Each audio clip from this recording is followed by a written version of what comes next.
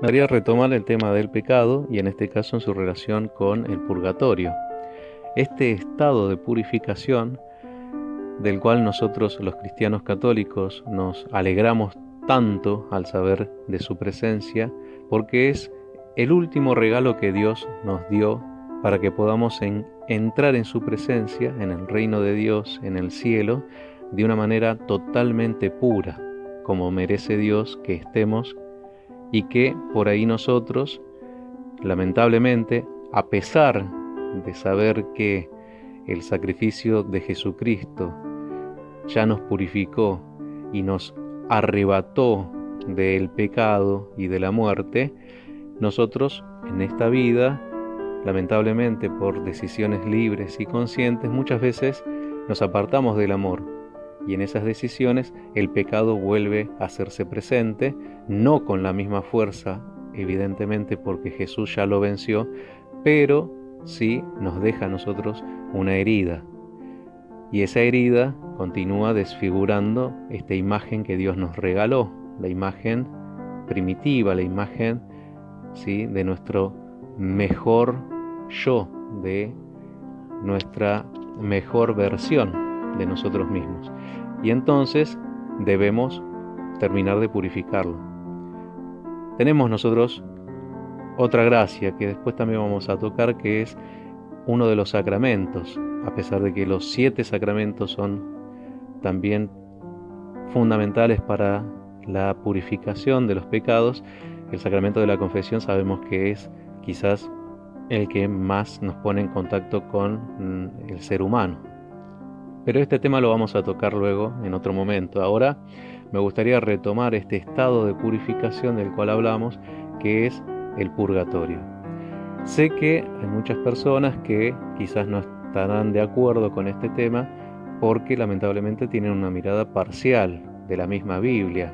Esto no es simplemente por ignorancia, no es porque tal vez no conozcan la palabra. Muchos podrán jactarse de conocerla, pero el problema está en que no tienen la mirada completa, porque esto ya viene de cuna, es un error que lamentablemente acarrean ya a partir de su padre fundador, diría. El mismo Lutero, para poder justificar ciertos aspectos y argumentos que él intentó dar, lo que hizo fue retirar libros de la Biblia y lamentablemente con eso, ¿sí?, hizo que muchas personas después, a lo largo de la misma historia, en estos 500 años, hayan caído en el mismo error que él.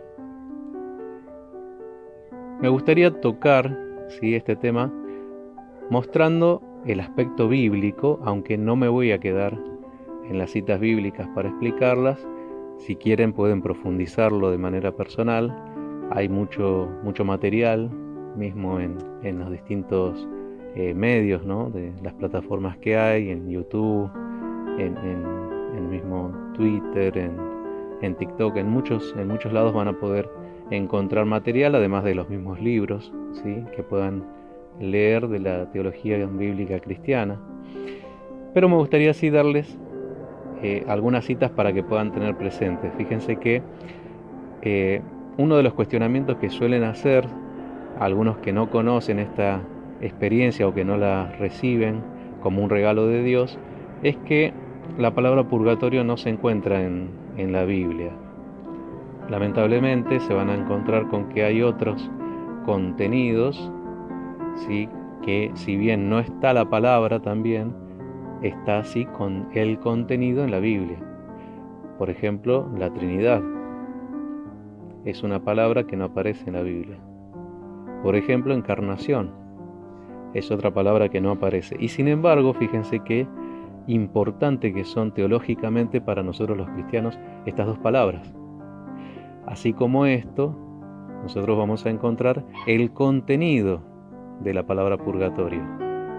Y ese contenido es lo que la Iglesia transmite como doctrina después, para poder justamente a nosotros los cristianos alegrarnos de saber que existe esta realidad, primero porque lo dice la misma palabra de Dios, y después tenemos también la experiencia de grandes santos que han ido compartiendo esta misma experiencia, que han podido ellos vivenciar místicamente y que también la podemos ver a partir de por ejemplo, distintos videntes en apariciones, incluso las apariciones más importantes como Fátima, por ejemplo.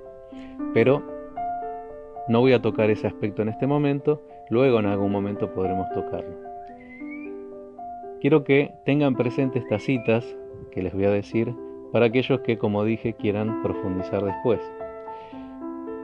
Van a encontrar el contenido de este estado de purificación que nosotros conocemos como purgatorio en la primera carta a los Corintios, en el capítulo 3, versículos 13 al 15, por ejemplo. También van a encontrar el contenido, como dije, de este estado de purificación en la segunda Macabeo, capítulo 12, versículos 44 y 45. Van a encontrar también el contenido de este estado de purificación, que es el purgatorio, en Mateo 12, 32, por ejemplo. Como les dije, no voy a profundizar en las citas, pero sí quiero que cada uno, a manera personal, en oración, pueda hacerlo gracias a estas citas y otras que puedan ir encontrando que también brindan, ¿sí?, la explicación sobre este contenido del cual estamos hablando, que es el purgatorio. Y fíjense, yo les decía que el hecho de pecar, el tomar una decisión en libertad, conscientes, hace que uno, lamentablemente, peque. Y ese pecado va dejando una herida en la propia persona y por eso la imagen se desfigura.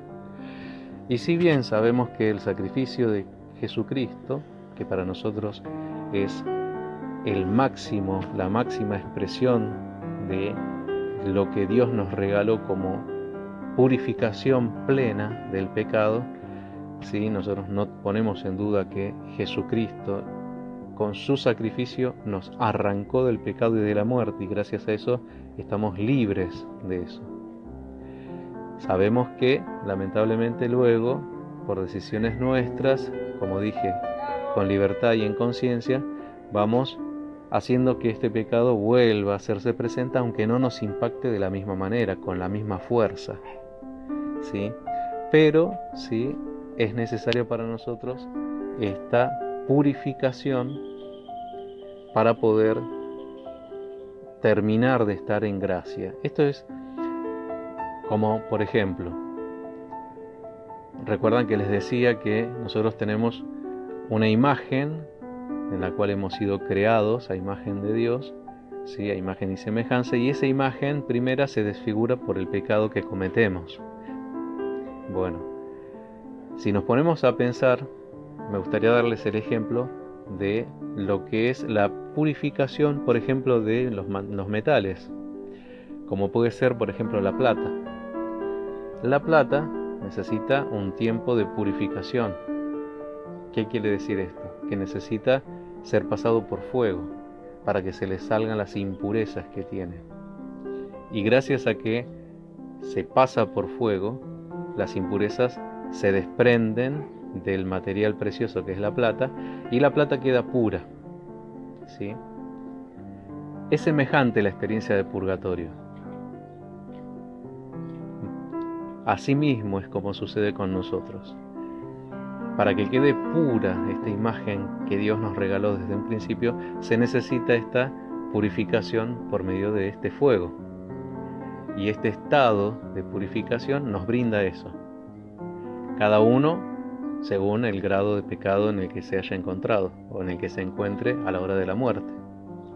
Pero gracias a que participamos de este estado, podemos decir que ya estamos salvados, porque solo aquel que está en gracia puede participar de esta gracia, de este regalo de Dios. Solo aquel que ya está en amistad con Dios puede justamente favorecerse de este regalo, de pasar por el purgatorio. Como dije, para muchos va a ser controvertido este tema, pero podemos ampliarlo un poco más para seguir profundizando en él.